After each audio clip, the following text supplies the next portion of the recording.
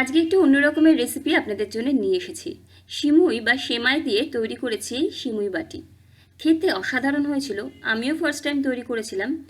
বাড়িতে যদি দুধের প্যাকেট আর সিমুই থাকে, অথবা যদি একদিন কিনেই নিয়ে আসেন, অবশ্যই একদিন এভাবে ট্রাই করুন এই সিমুই বাটি।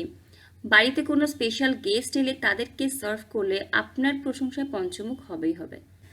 তারই সাথে বাড়িতে কিভাবে কনডেন্সড মিল্ক আমরা তৈরি করতে পারি সেটাও দেখে নেব।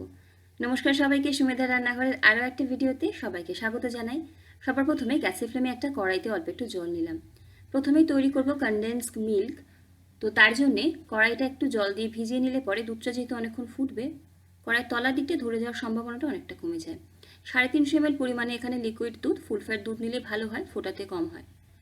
প্রথমে দুধটাকে হাই ফ্লেমে রেখে অনবরত নাড়াচাড়া করে জাল করে নেব। দুধটা জাল হয়ে গেলে এখানে 1/4 কাপ পরিমাণে চিনি দেব। দুধটা যেহেতু ফুটে অনেকটা ঘন হয়ে যাবে, তাই চিনিটা কিন্তু একটু পরিমাণ মতো দিতে হবে। চিনি দিয়ে দুধটাকে অনবরত আমাদের ফোটাতে হবে, আর মাঝে মাঝে কিন্তু নেড়ে চেড়ে দিতে হবে, যাতে সাইডে কোনো মালাই বা সর যেন না পড়ে। যেহেতু কনডেন্স মিল্ক একদম স্মুথ হয়, তো এক্ষেত্রে সরটা পড়লে খুব একটা ভালো লাগবে না। তো আমি কিন্তু 5 থেকে 6 সেকেন্ড পর পরই এভাবে নেড়ে চেড়ে একদম হাই ফ্লেমে রেখেই দুধটাকে খানিকটা শুকিয়ে নিয়েছি। চিনিটা প্রথম দিকে দিয়ে যদি আমরা দুধটা শুকাই, সেক্ষেত্রে রঙটা ভালো আসে। দুধটা যখন ফুটিয়ে বা ঘন করে অর্ধেক হয়ে যাবে, এখানে 1 চিমটে আমি বেকিং সোডা দিলাম। বেকিং সোডা কিন্তু পাউডার নয়।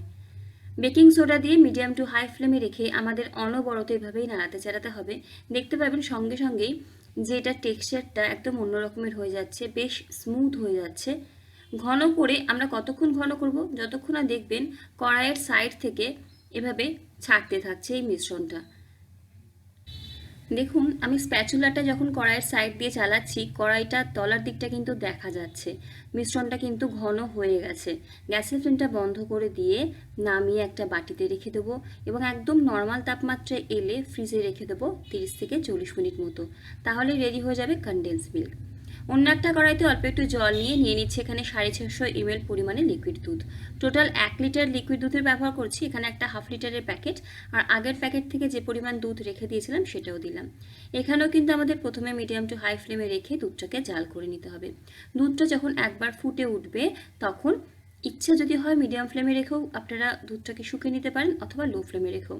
এখানে যদি দুধের সর পড়ে কোনো অসুবিধা নেই, বরং খেতে আরও ভালো হবে। এখানে রাবড়ি তৈরি করব।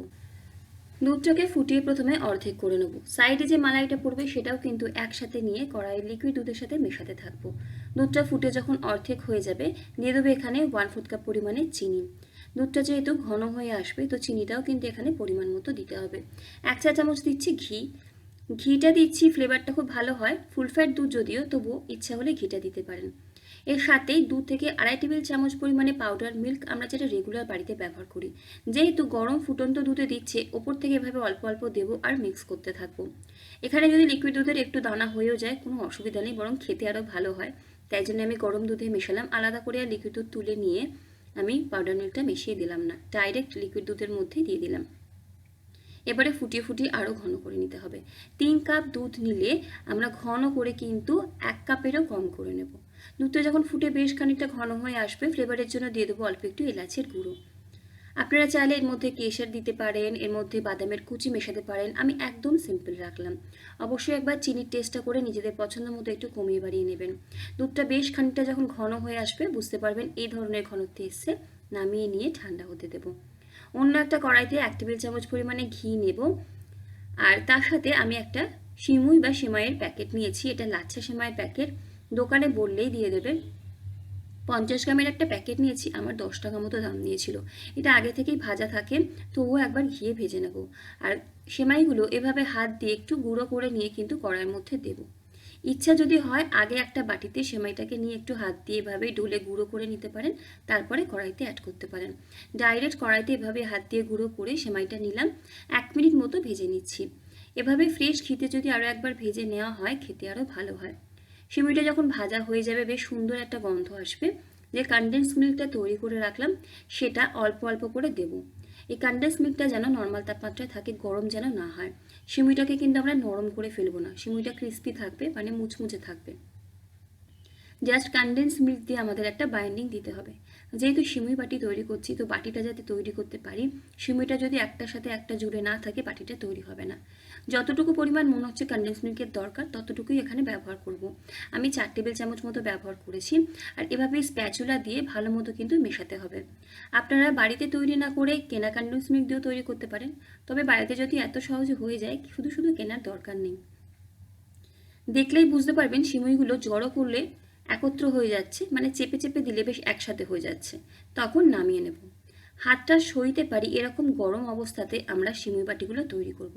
বাটিগুলো তৈরি করার জন্য আমি এরকম ছোটো ছোটো অ্যালুমিনিয়ামের মোল্ড নিয়েছি, ছোটো ছোটো কাচের বাটি নিয়েছি। বাড়িতে আমরা চাটনি সার্ভ করি যে ছোটো ছোটো বাটিতে, সেটাও নিতে পারেন। প্রথমে অল্প একটুখানি ঘি লাগিয়ে নিলাম চারিদিকে, তারপরে পরিমাণ মতো এই সিমুইটা নিলাম, নিয়ে হাত দিয়ে চেপে চেপে বাটির চারিধারে লাগিয়ে নিতে হবে। যদি মনে হয় হাতে আঠালো লাগছে বা আটকে যাচ্ছে, অল্প একটু জল রাখবেন সাইডে, সেই জলের মধ্যে হাতটাকে একটু ভিজিয়ে নিয়ে এভাবেই চেপে চেপে চারিধার দিয়ে আমাদের সিমুইটাকে ছড়িয়ে দিতে হবে। মনে রাখতে হবে সিমুইয়ের যে বাটিটা একটু মোটা করব, একদম পাতলা হয়ে গেলে ভেঙে যাবে। যতটা পরিমাণ মনে হচ্ছে লাগবে ঠিক ততটাই এখানে ব্যবহার করেছি। আমি আরও একটা আপনাদেরকে দেখিয়ে দিচ্ছি। বাটির গায়ে একটুখানি ঘি লাগিয়ে নিচ্ছি যাতে সহজে আমরা এখান থেকে ডিমোল্ড করতে পারি। তারপরে পরিমাণ মতো সিমুইয়ের মিশ্রণ নিয়ে হাত দিয়ে চেপে চেপে ঠিক যেমন বাটির শেপ ঠিক তেমনভাবেই সিমুইটাকে ছড়িয়ে দিতে হবে। শুধু খেয়াল রাখতে হবে এই সিমুইটা যেভাবে ছড়াচ্ছি একটু যেন মোটা হয় এই লেয়ারটা, যাতে এর ভেতরে রাবড়িটা যদি আমরা দিই সিমুইয়ের বাটিটা ভেঙে না যায় বা ভিজে না যায়। প্রত্যেকটা সিমুই বাটি রেডি করেছি। যে পরিমাণে আমি এখানে রাবড়ি কনডেন্স মিল্ক তৈরি করেছি, এখানে প্রায় 15টা বাটি রেডি হয়ে যাবে, মানে 100 থেকে 150 গ্রাম সেমাইতে হয়ে যাবে। আমি 50 গ্রাম সেমাইতে 5টা বাটি রেডি করেছি। বাটিগুলোকে এবারে রাবড়ির সাথে একেবারে ফ্রিজে রেখে দেবো সেট করার জন্য। কম করে 1 ঘন্টা রাখবেন হাতে সময় থাকলে। আমার হাতে বেশি সময় ছিল না, 30 মিনিট মতো রেখেছিলাম। সেট হয়ে গেলে ফ্রিজ থেকে বার করে এনে সাইডে এভাবে একটু ছুরি চালিয়ে নেব যাতে সাইডগুলো একটু খুলে যায়, অথবা চামচের যে পেছন দিকটা হয় সেটা দিয়ে করতে পারেন। দেখুন, উল্টে দিয়ে প্লেটে 2 থেকে 3 বার ট্যাপ করলে খুব সুন্দরভাবে কিন্তু বাটিগুলো ডিমোল্ড হয়ে যাচ্ছে। দেখতে খুব সুন্দর হয়, ছোট্ট ছোট্ট পাখির বাসার মতো মনে হচ্ছে। আমি বলবো কাঁচের বাটির থেকে আপনারা যদি স্টিল বা অ্যালুমিনিয়ামের বাটি ব্যবহার করেন বেশি ভালো হয়। বাটিগুলো রেডি হয়ে গেলে ওপর থেকে রাবড়ি, ক্ষীর যেটা ইচ্ছা আপনারা এখানে ব্যবহার করতে পারেন, এবং ওপর থেকে কিছুটা বাদাম কুচি ছড়িয়ে দেব। আমি এখানে কিছুটা পেস্তা কুচি নিয়েছি। আপনারা আপনাদের পছন্দ মতো বাদামের কুচি ব্যবহার করতে পারেন, ওপর থেকে একটু করে কেশরও ছড়িয়ে দিতে পারেন। নিজেদের পছন্দ অনুযায়ী সাজিয়ে নিতে পারেন। তৈরি হয়ে গেল আমাদের রাবড়ি সেমাই বাটি।